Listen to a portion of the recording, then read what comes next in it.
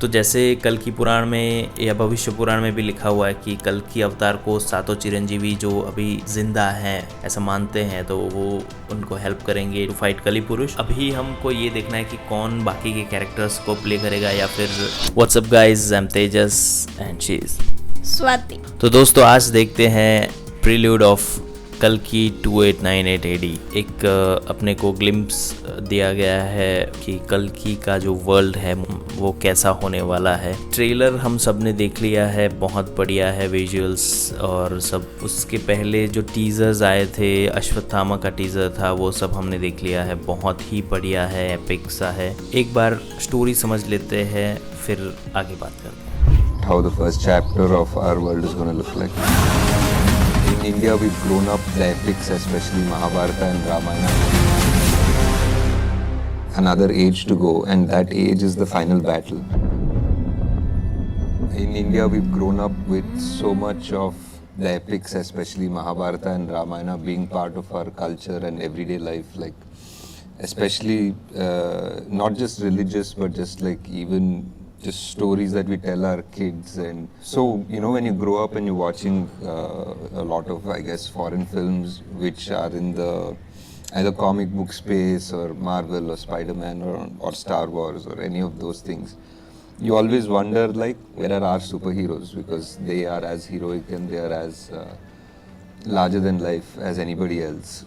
I think I heard that slowly people across India were more interested, or they were starting to think about making movies like this. I heard some talk about somebody talking about Immortals and some studio trying to think about it, and I was like, okay, now it's time for us to. And the world of Kalki is something that we are saying is almost like a sequel to the last epic that we have of these characters of the previous yuga. So the previous yuga in India, in Indian culture, we have 4 yugas, right? So each yuga has a sort of a dramatic battle and a great good versus evil sort of a setup, and each time an avatar comes to restore the balance. And the last great epic that we have is the Mahabharata, where it was like a huge war with you know, the most powerful and the most epic kings, and they fight in this dramatic battle, and they are,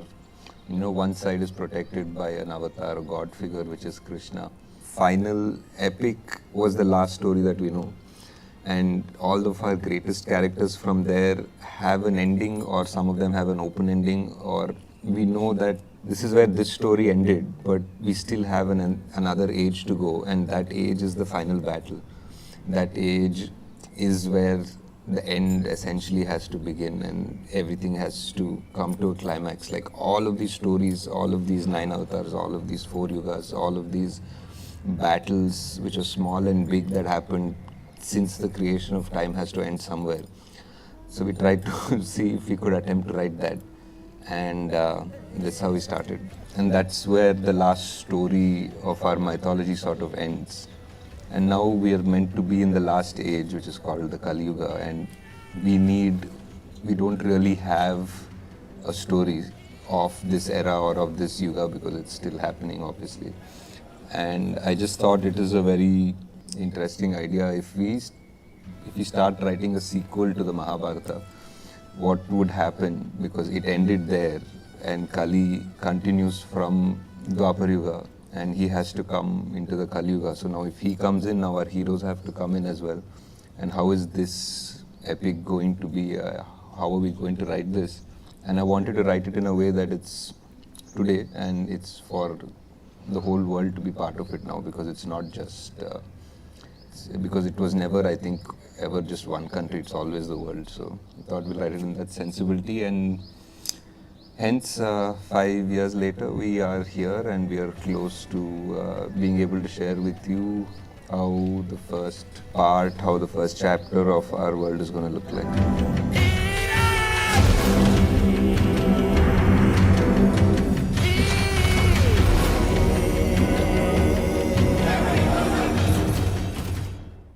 तो guys यहाँ से हमको बहुत कुछ story के बारे में पता चलता है। वैसे भी हमको मतलब जैसे नाम ही सुन के हमको प्रीवियसली बहुत कुछ पता था कल की अवतार के बारे में, कैसे जो 7 चिरंजीवी है वो आएंगे विथ कल्कि टू फाइट कली। लेकिन मुझे लगता है कली और कल्कि का जो युद्ध होने वाला है वो इस पार्ट में शायद नहीं होगा। इस पार्ट में शायद सिर्फ कल्कि का जन्म ही हो, मतलब बर्थ हुआ और मूवी एंड वहीं तक हो सकता है शायद, बिकॉज जो कैरेक्टर्स के नाम थे इनिशियली जब मूवी का नाम आया तो सबको लगा कि कमल हासन एज कली पुरुष होगा और प्रभास एज कल्कि होगा, बट ऐसा नहीं है। हमको मतलब जैसे ये जो बुज्जी वाले वीडियोस थे और वो सब सारे वीडियोस देख के हमको पता चल रहा है कि भैरवा प्ले कर रहा है प्रभास, तो मेरे ख्याल से एक बहुत ही अच्छा कॉन्सेप्ट सोचा है। कैसे मतलब अराइवल होगा, इतनी बड़ी चीज़ को डायरेक्टली दिखाने से अच्छा है इसको मतलब स्लोली इसको शायद दिखाएंगे अभी।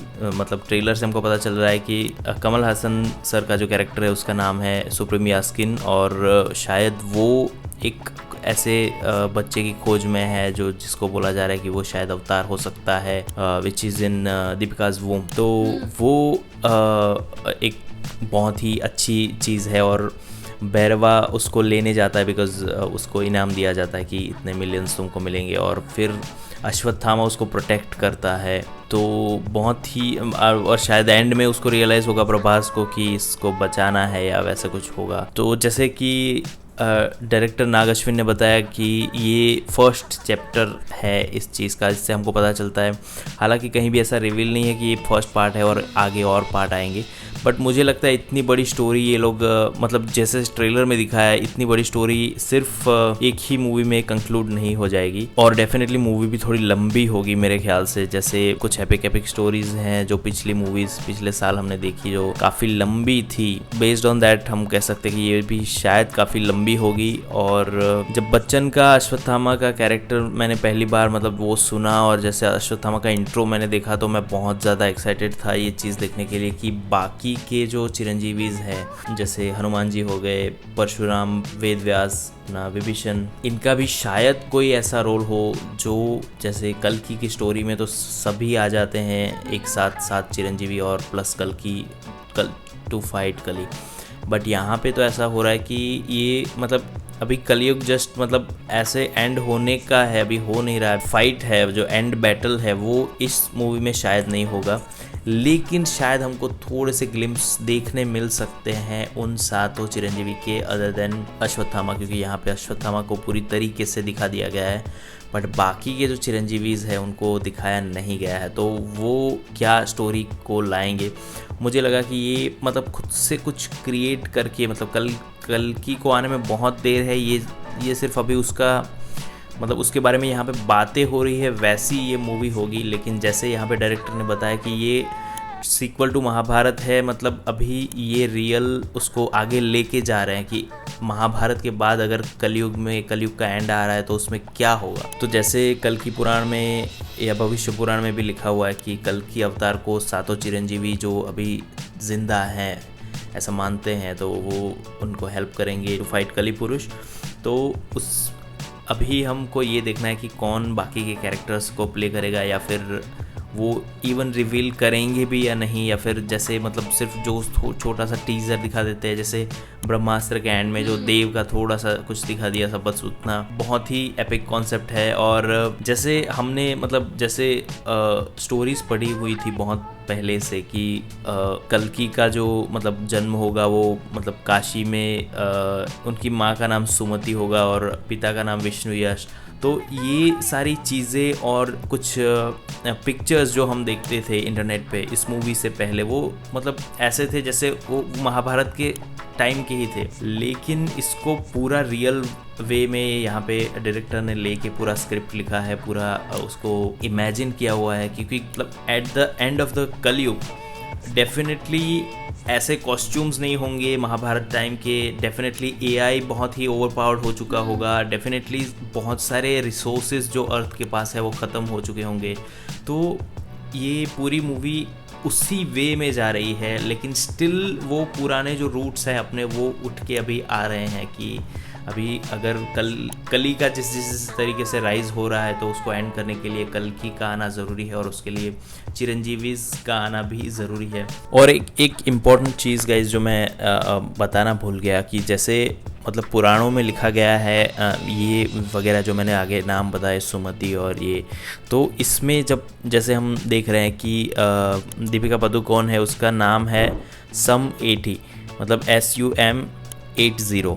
तो ये शायद मतलब जैसे हम प्रोडक्ट्स बनाते हैं उन प्रोडक्ट्स के नाम रखते हैं, लेकिन ये कितना अपने पुरानों मतलब एग्जैक्टली अभी जो हम नाम रखते हैं शायद इसमें उस नाम को कैसे जोड़े वो बहुत ही मतलब क्लेवर और मतलब ब्रिलियंट एक इमेजिनेशन हम बोल सकते हैं कि ये SUM80 मतलब सुमति को कैसे SUM80 में ये ऐसे उन्होंने ये किया हुआ है। बहुत ही ज़्यादा क्लेवर राइटिंग इसको बोल सकते हैं। ये सारे जो डिस्कशन है वो पर्सनली मुझे बहुत एक्साइट करते हैं, क्योंकि एक तो ये अपने रूट्स से जुड़ी हुई कहानी है और उससे ऊपर साई-फाई है जो मेरा सबसे फेवरेट टॉपिक है मूवी के रिलेटेड में, जो मतलब पूरा भी ये डिस्टोपियन एरा दिखाया गया है इसमें काशी का, और जैसे कॉम्प्लेक्स दिखाया गया, कॉम्प्लेक्स में एक अलग दुनिया है। तो बहुत ही अच्छे तरीके से बहुत ही डिटेलिंग के साथ पहले तो स्क्रिप्ट को लिखा गया है, उसके ऊपर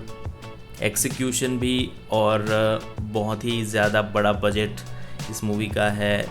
तो आई होप कि ये मूवी बहुत ही अच्छी जाएगी और we are looking forward to watch a movie on a first day. और वन मोर रीज़न ये है कि उस दिन मेरा बर्थडे भी है, तो मूवी काफ़ी अच्छी जाएगी ही जाएगी। इतनी ज़्यादा मेहनत हमको दिख रही है मूवी में, डेफिनेटली मूवी सक्सेसफुल होगी और सबके करियर की मतलब कमल हासन, दीपिका, अमिताभ बच्चन सर और प्रभास, सबके करियर की मतलब बहुत ही बड़ी फिल्म मेरे ख्याल से हो सकती है। और हमको डेफिनेटली ऐसी मूवीज़ को सपोर्ट करना चाहिए, देखने जाना चाहिए, क्योंकि ये एक रिस्क टॉपिक वाली फिल्म है, रिस्की है बिकॉज इतनी बड़ी कहानी है और उसको रियलिटी में दिखाने के लिए इतना बड़ा बजट है। तो डेफिनेटली अगर ऐसी मूवीज़ सक्सेसफुल होगी तो इंडिया में ऐसी मूवीज़ बनेगी जो आगे जाके हमको मतलब हॉलीवुड या बॉलीवुड या ऐसे में कोई फ़र्क नहीं दिखेगा कि हाँ हमारे यहाँ पे ऐसी मूवीज़ अब तो आम हो गई है। तो पिछले कुछ सालों से ऐसी बन भी रही है और तारीफ़ भी पूरे वर्ल्ड में हो रही है, तो डेफिनेटली हमको ऐसी मूवीज़ को सपोर्ट करना चाहिए। तो हम तो जाएंगे पहले ही दिन देखने इसको, आप लोग भी जाइएगा। अगर आपको हमारे रिएक्शन पसंद आए हो तो वीडियो को लाइक कीजिए, शेयर कीजिए और इस चैनल को सब्सक्राइब कीजिए। Thank you.